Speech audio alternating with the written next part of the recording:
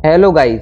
Last episode में हमने देखा था वुहोंग मास्टर ने जाओ फैन को पूजी की लगभग सारी कहानी सुना दी थी कि किस तरह उसे सेंसिस्टर और मिला। किस तरह वो कुइंग से गया और वहाँ पर उसके ऑफर को रिजेक्ट कर दिया गया, जिसके बाद वो एक गांव में रुका जहाँ से वो अगले दिन जाने वाला था। लेकिन उसी रात को उस गांव में एक आदमी आया जिसने एक बच्चा चुराने की कोशिश की। जब पूजी उससे फाइट करने लगा तो उसने अपने सेबल टेंट सेंटीपीड से पूजी को बुरी तरह से घायल कर दिया और पूजी की कंडीशन बद से बदतर कर दी। इसके बाद पूजी ने किस तरह उस गांव के लोगों को मार दिया ताकि वो उस बच्चे को क्विंगन सेट का डिसाइपल बना सके। उन्होंने लगभग सारा कुछ जाओ फैन को बता दिया था। उन्होंने ये भी कहा था कि पूजी की विश थी कि टियानिन टेम्पल हमेशा जाओ फैन की रक्षा करे और उनकी बॉडी को मरने के बाद फ्रोजन डिस्क की मदद से संभाल कर रखे, ताकि फ्यूचर में जब ज़ैंग ज़ाओफैन को इस सभी का पता चले तब वो टियानिन टेम्पल लौटकर उनकी बॉडी के साथ जो भी करना चाहे वो कर सके। ज़ाओफैन को इतना सब कुछ बताने के बाद वुहोंग मास्टर अब शांत हो चुके थे। वो गौर से ज़ाओफैन की आंखों में देखने लगते हैं। ज़ाओफैन की आंखों में उन्हें अजीब से इमोशंस दिख रहे थे। वो आगे कहते हैं, ज़ाओफैन, जो कुछ बताना था मैं तुम्हें वो सब कुछ बता चुका हूँ। अब तुम्हें जो भी करना है तुम वो कर सकते हो, तुम्हें कोई भी नहीं रोकेगा। ये कहकर वो चुप हो जाते हैं। तभी ज़ाओफैन उनकी तरफ देखता है, लेकिन वो ज़ाओफैन से अपनी आंखें नहीं मिलाते हैं। वो अपनी नज़रें फेर लेते हैं। ज़ाओफैन फाइनली एक डिसीजन लेता है और वो उस कमरे से बाहर आकर उस झोपड़ी की तरफ जाने लगता है। ज़ाओफैन को उस तरफ जाता देख फाजियांग कहता है, टीचर, क्या हमें उसे रोकना नहीं चाहिए? ये सुनकर वुहोंग मास्टर एक गहरी सांस लेकर कहते हैं, हमने अभी के लिए उसे फ्री छोड़ दिया है। वो पूजी की बॉडी के साथ जो भी करना चाहता है कर सकता है, हम उसे नहीं रोकेंगे। ये कहकर वो गहरी सांस लेते हैं। वहीं फाजियांग भी बस अपना सिर हिला देता है। शायद ज़ाओफैन अपने दिल की नफरत को ये सब जानने के बाद भी खत्म नहीं कर पाया था। इधर वो दोनों अब कमरे से बाहर आ जाते हैं। वुहोंग मास्टर वहाँ से चले जाते हैं, लेकिन फाजियांग वहाँ से नहीं जाता है। उस झोपड़ी के बाहर जाकर खड़ा हो जाता है। एक दिन और एक रात बीत जाती है। एक दिन और एक रात बीत चुके थे, लेकिन ज़ाओफैन अभी तक उस झोपड़ी से बाहर नहीं आया था। फाजियांग भी झोपड़ी के बाहर ही खड़ा था। पिछले एक दिन और एक रात से वो उस झोपड़ी के बाहर से गया नहीं था। इस दौरान एक दो बार वुहोंग मास्टर भी वहाँ पर आए थे, लेकिन जब उन्होंने देखा था कि ज़ाओफैन अभी तक झोपड़ी से बाहर नहीं आया है तो वो भी वहाँ से चले गए थे। काफ़ी देर तक फाजियांग वहीं पर खड़ा रहता है। तभी वहाँ पर वुहोंग मास्टर आ जाते हैं। वुहोंग मास्टर को देखकर फाजियांग जल्दी से उन्हें ग्रीट करता है और उनसे कहता है, टीचर, मैं समझ नहीं पा रहा हूँ कि जब सभी इंसान एक जैसे हैं तो सभी की लाइफ में इतने ज़्यादा अलग अलग उतार चढ़ाव क्यों हैं? क्यों ज़ाओफैन को बचपन से इतनी ज़्यादा मुसीबत का सामना करना पड़ा?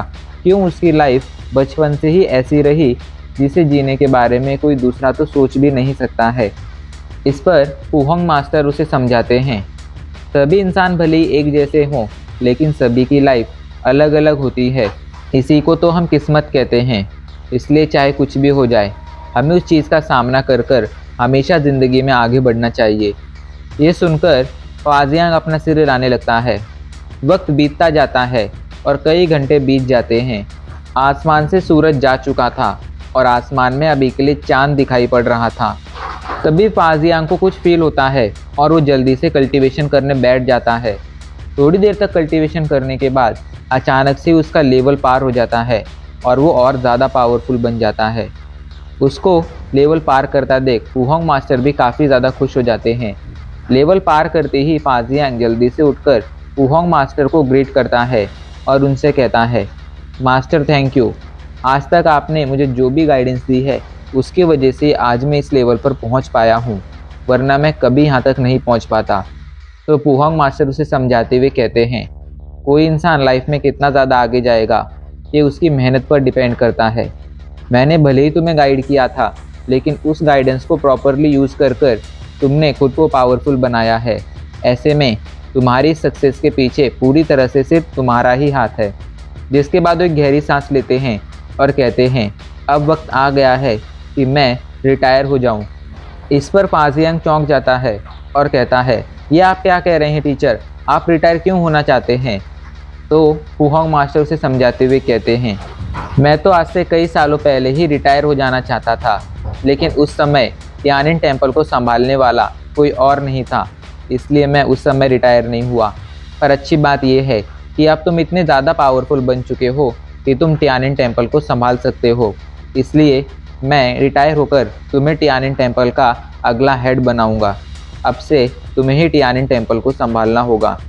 ये सुनकर फाजियांग परेशान हो जाता है और कहता है, टीचर आप रिटायर मत होइए, अगर आप जाएंगे यहाँ से तो मैं आपके बिना कैसे रहूँगा?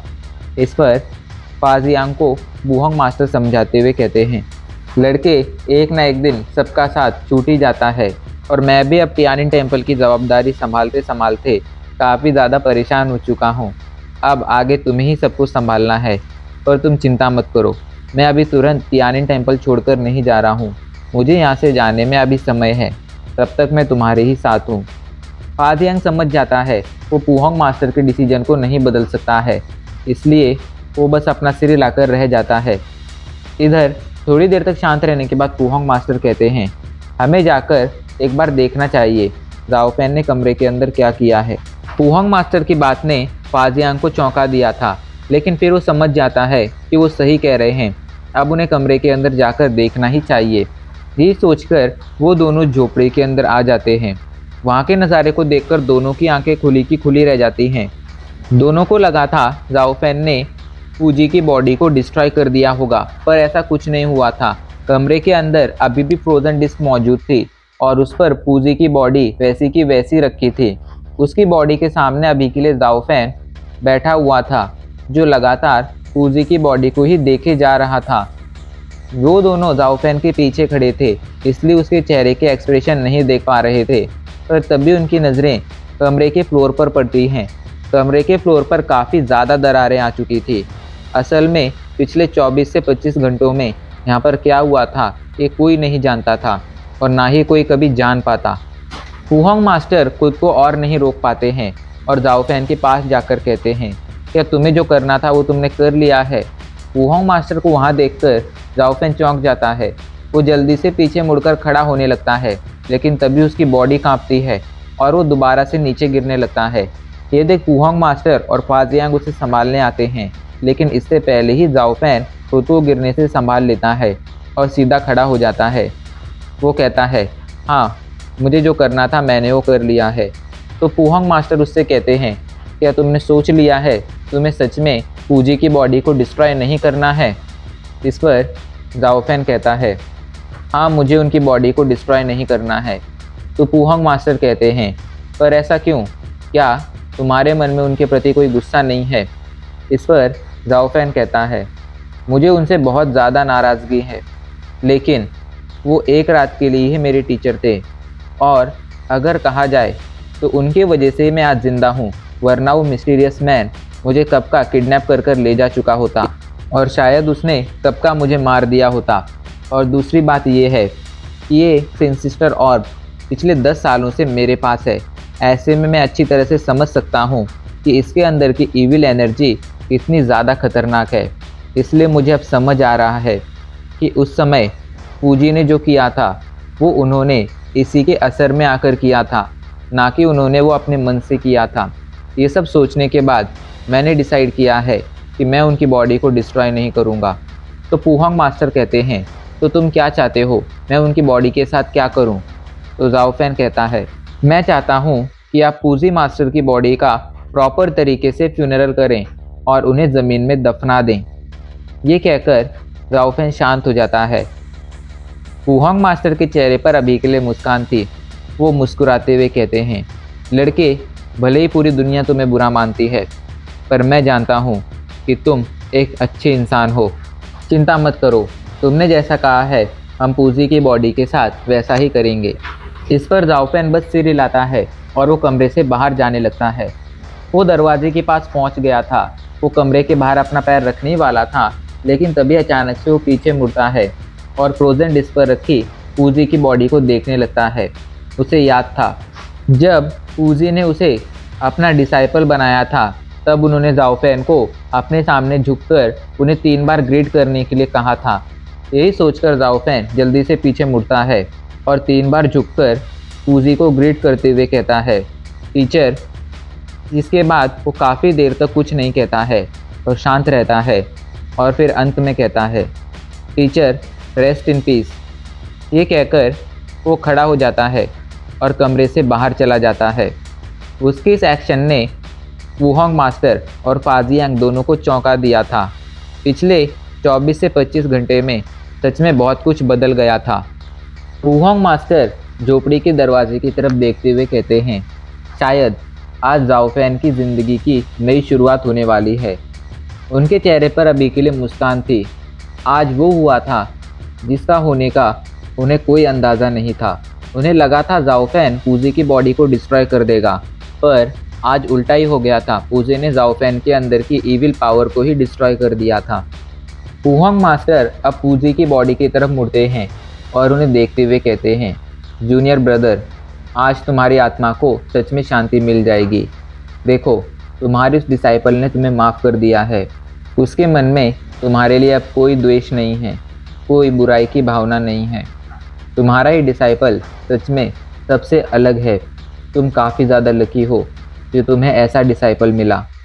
उनके चेहरे पर हल्की सी मुस्कान थी।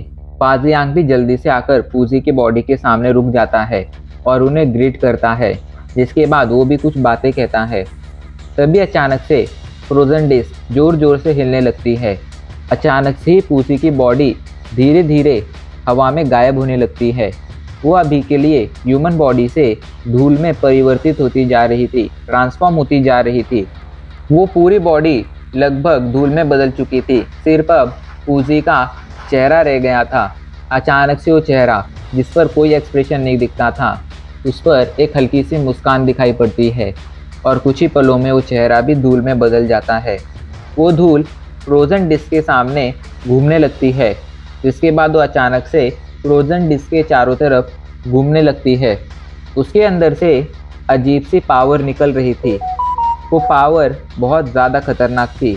अचानक से उसके अंदर से एक एनर्जी वेव निकलती है, जो जैसे ही कमरे में फैलती है, कमरे की दीवारें पूरी तरह से डिस्ट्रॉय हो जाती हैं।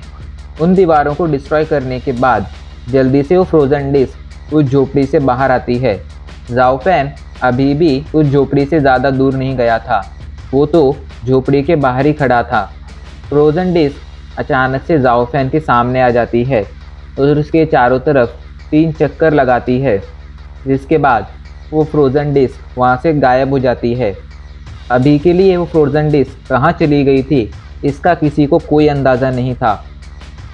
लेकिन फ्रोजन डिस्क के गायब होने के साथ साथ अभी के लिए पूजी की डस्ट, या कहो पूजी का जो रिमेन था, वो भी खत्म हो चुका था। वो भी शायद हवा में मिल चुका था। पूजी की आत्मा को अब शायद शांति मिल चुकी थी।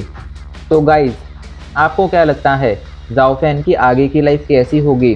क्या उसकी लाइफ की नई शुरुआत होगी या फिर वो अभी भी इसी काली दुनिया में फंसा रहेगा? आपको क्या लगता है? कमेंट कर ज़रूर बताना। और अब इसी के साथ हमारा ये एपिसोड आज यहीं पर ख़त्म हो जाता है।